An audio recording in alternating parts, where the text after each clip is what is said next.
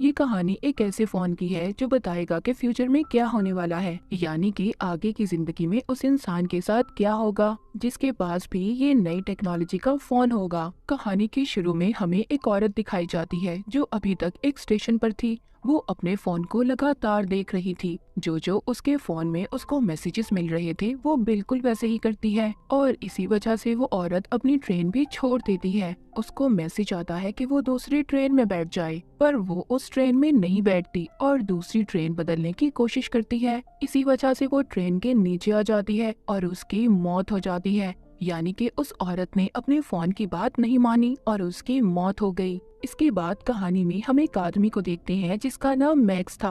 वो IT engineer भी था और अभी एक कंपनी में सिक्योरिटी सिस्टम को इंस्टॉल कर रहा था। जब वो अपना सारा काम करके वापस अपने होटल जाता है तो उधर काउंटर लेडी उसको एक पार्सल देती है जो उसके नाम पर आया था। पर वो तो जैसे बहुत हैरान था, क्योंकि अभी तक ना वो इस जगह पर सही से किसी को जानता था और ना ही उसने ऑर्डर पर कोई चीज मंगवाई थी, क्योंकि वो तो सिर्फ अपने काम के सिलसिले में यहाँ थाईलैंड आया था। लेकिन खैर ये उस पार्सल को अपने कमरे में ले जाता है। जब जाकर उसे खोलता है तो उसमें एक लेटेस्ट टेक्नोलॉजी का मोबाइल फोन था।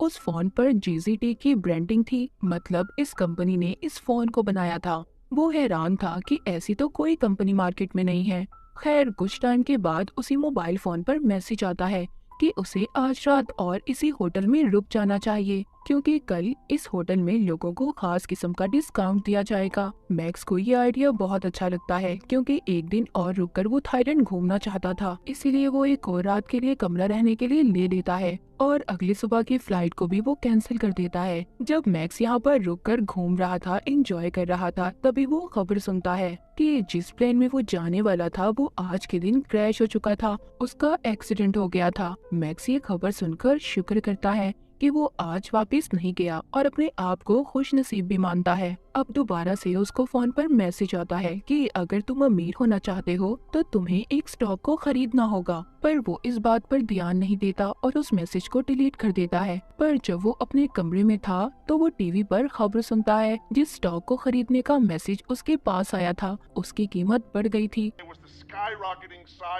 वो अब सोचता है कि पहले इस फोन की वजह से मेरी जान बची, और स्टॉक वाली बात भी बिल्कुल सच थी। मैक्स ये सोचने लगा था कि शायद ये फोन हमें हमारे कल के बारे में बताता है कि आगे हम लोगों के साथ क्या होने वाला है, या फिर आगे हम क्या कर सकते हैं। तभी इसको दोबारा से मैसेज आता है कि उसे दूसरे शहर चले जाना चाहिए। मैक्स भी फोन पर यकीन करने लगा था और दूसरे शहर चला जाता है। वहाँ पर पहुंचकर एयरपोर्ट के बाहर उसको एक टैक्सी ड्राइवर मिलता है जो उसको कम पैसों में उसके होटल ले जाने के लिए तैयार था। वो टैक्सी ड्राइवर जब मैक्स को ले जा रहा था तभी उसकी नजर फोन पर पड़ती है। उसे देखकर काफी हैरान होता है। कहता है, तुम्हारे फोन की टेक्नोलॉजी कितनी नई है, मैंने तो ऐसा फोन देखा ही नहीं और ना ही कभी ऐसे फोन के बारे में सुना है। वो टैक्सी ड्राइवर मैक्स को अपना कार्ड देता है और बताता है कि वो एक टेली कम्युनिस्ट है जो टेक्नोलॉजी की नई नई चीजें बनाता है। ऐसे ही बातें करते हुए मैक्स अपने होटल पहुंच गया था जहां पर फोन ने इसे आने के लिए कहा था।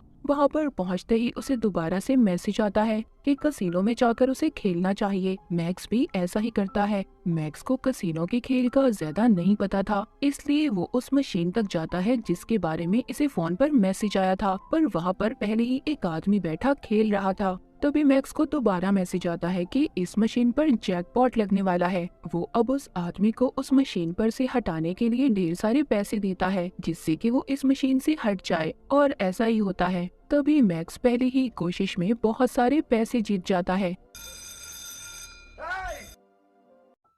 वहीं पर कसिनो की टीम भी उसे कैमरास में देख रही थी। सब हैरान थे कि इस आदमी को कैसे पता चला कि इस मशीन पर जैकपॉट लगने वाला है, क्योंकि उसने उस मशीन से हटाने के लिए पहले आदमी को पैसे भी दिए थे। मैक्स जीते हुए पैसों से और ज्यादा कार्ड्स खरीद लेता है और दोबारा से खेलता है। इस बार भी वो जीत गया था। अब तो वहाँ की सिक्योरिटी टीम को मैक्स पर पूरा शक था क्योंकि बार बार वो अपने फोन को देखकर खेल रहा था। जब वो कसिनो से जाता है तो वहाँ के सिक्योरिटी गार्ड उसे कहते हैं, अगर तुम दोबारा खेलने आओगे तो अपने साथ फोन नहीं लाओगे। उन्हें शक था कि कहीं ना कहीं इसके फोन में कुछ है, इसीलिए मैक्स अब उसी टैक्सी ड्राइवर को फोन करता है जो इसको एयरपोर्ट के बाहर मिला था। वो उसको कहता है, क्या तुम एक ऐसी डिवाइस मेरे लिए बना सकते हो कि मुझे फोन को देखना ना पड़े और सीधा मैसेज मेरे कान में सुनाई दे। वो टैक्सी ड्राइवर थोड़ा टाइम मांगता है और कहता है, हाँ मैं कोशिश कर सकता हूँ। होटल में जाते हुए मैक्स एक कपल को देखता है जो आपस में लड़ रहे थे। वो उनमें से आदमी को मना करता है तो बदले में वो उसे एक मुक्का मारता है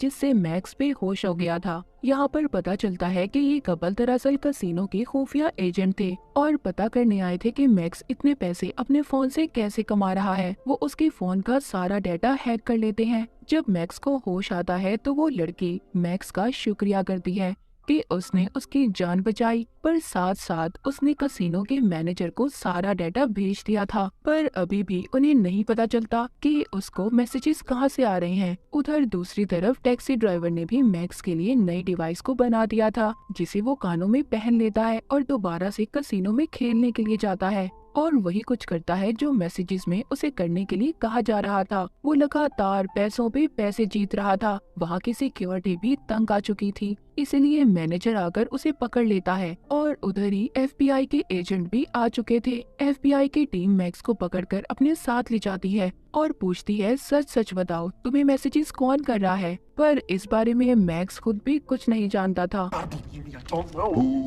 FBI ऑफिसर कसिनो के मैनेजर से मिलता है और उसे बताता है कि ये केस हमारे पास नया नहीं है। इससे पहले भी बहुत से ऐसे केस आ चुके हैं। बहुत से लोगों को ऐसे फोन मिले जिसमें उन्हें पैसे कमाने के तरीके बताए गए, पर जब भी हमने उन लोगों को पकड़कर पूछा कि तुम्हारे पास फोन कहां से आए, और तभी कुछ वक्त के बाद उन लोगों की मौत हो गई। और हर बार की तरह हम इस बारे में कुछ भी नहीं जान पाते। अब ऑफिसर मैक्स के पास जाता है और उसे कहता है, देख तुम्हें हमारा साथ देना होगा और पता करना होगा कि फोन कहां से आया है। ऑफिसर यहाँ पर अपने बॉस को भी फोन पर बताता है कि अभी तक उन्हें कुछ भी नहीं पता चल सका फोन कहां से आया, पर हाँ मैक्स भी अब हमारी मदद करने के लिए तैयार है। वो मैक्स को दोबारा से कसिनो में भेजते हैं और कहते हैं कि इस मोबाइल के डाटा को हैक करने के लिए हमें कम से कम 3 मैसेजेस की जरूरत है। तभी दोबारा से मैक्स को मैसेजेस आना शुरू हो जाते हैं। इस बार भी वो उन्हीं मैसेजेस के कहने पर खेलना शुरू करता है, पर वो हार गया था।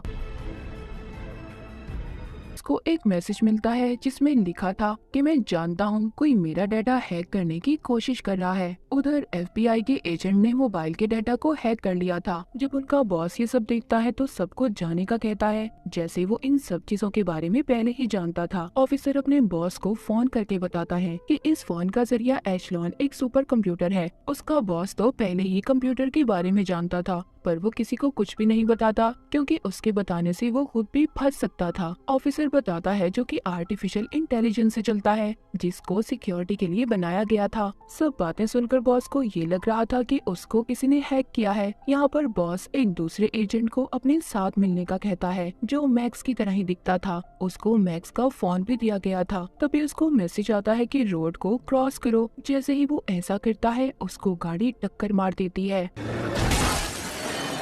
उस बेचारे की वहीं पर मौत हो गई थी। असल मैक्स अभी भी जिंदा था और उसी लड़की के साथ था जो खुफिया एजेंट थी जिसकी उसने जान बचाई थी। पर मैक्स ये बात नहीं जानता था कि वो लड़की एक खुफिया एजेंट है।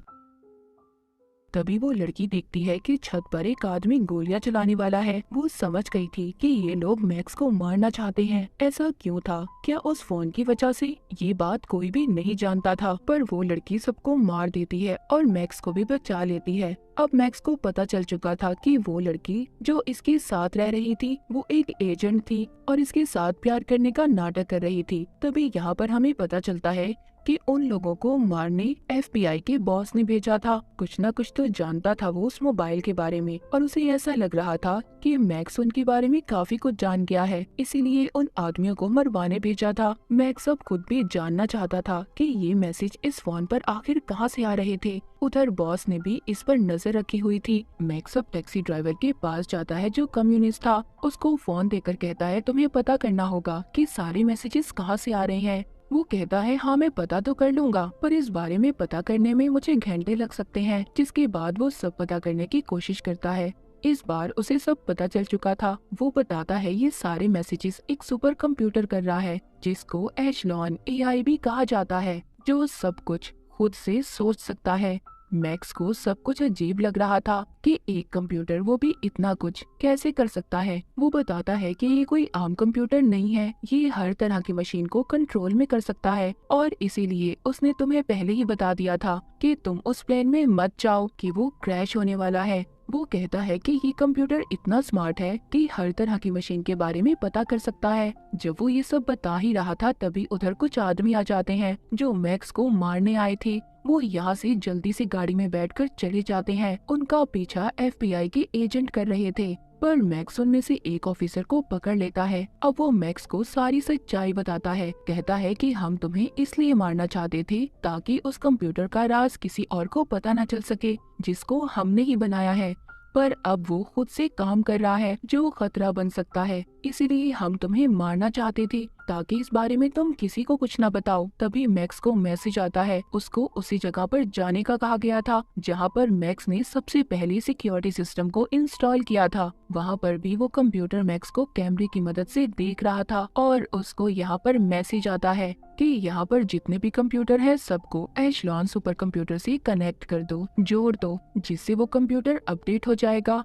जिसके बाद दुनिया में जितनी भी बनाई गई मशीन है सबके डेटा को कंट्रोल कर सकता है। मैक्स यहाँ पर देखता है कि सभी कंप्यूटर उस एशलॉन मशीन सुपर कंप्यूटर के कंट्रोल में थे। वो रोकने की कोशिश भी करता है पर नहीं कर पाता। हम देखते हैं उधर एफबीआई का ऑफिसर अपने बॉस को बता रहा था हमें इस एशलॉन मशीन को यही खत्म करना होगा, वरना ये सारी दुनिया के साथ साथ इंसानों को भी कंट्रोल करने लगेगी। उधर ही मैक्स सभी कंप्यूटर के सामने बैठा कह रहा था इस मशीन को बनाने का मकसद ये था कि लोगों को साइबर सिक्योरिटी दे, जैसे टेक्नोलॉजी की दुनिया में गलत काम होते हैं उससे रोक सके, न कि इंसानों को कंट्रोल करे। ये सुनते ही वो मशीन अपने सारे कामों को वहाँ के सभी कंप्यूटर के सामने लाने लग जो आज तक उसने किए थे, और इसी तरह जल्दी जल्दी सारा डाटा खत्म हो जाता है। वो मशीन खुद से ही शट डाउन बंद हो जाती है क्योंकि कंप्यूटर भी समझ चुका था कि वो लोगों के लिए खतरा बनता जा रहा है, इसीलिए वो खुद से ही बंद हो गया था। तभी इधर एफबीआई की टीम आकर मैक्स को गिरफ्तार कर लेती है, पर कुछ वक्त के लिए फिर उसे छोड़ दिया जाता है। मूवी के आखिर में हमें ये भी पता चलता है कि वो टैक्सी ड्राइवर दरअसल एक कैप्टन था जो इसी मिशन पर काम कर रहा था। उसने एशलॉन सुपर कंप्यूटर को बंद करवाना था। तो बाज दफा हमारी जिंदगी में कुछ ऐसी चीजें आती हैं जिसको बनाते तो हम फायदा पहुंचाने के लिए हैं, पर वो हमारे लिए नुकसानदेह साबित होती हैं। तो हमें हर चीज का उतना ही इस्तेमाल करना चाहिए जितनी उसकी जरूरत हो। जरूरत से ज्यादा चीजों को इस्तेमाल करना हमारे लिए खतरा हो सकता है, जैसे कि मोबाइल फोन या फिर कोई भी नई टेक्नोलॉजी की चीज। और इसी मैसेज के साथ ये मूवी यहीं पर खत्म हो जाती है।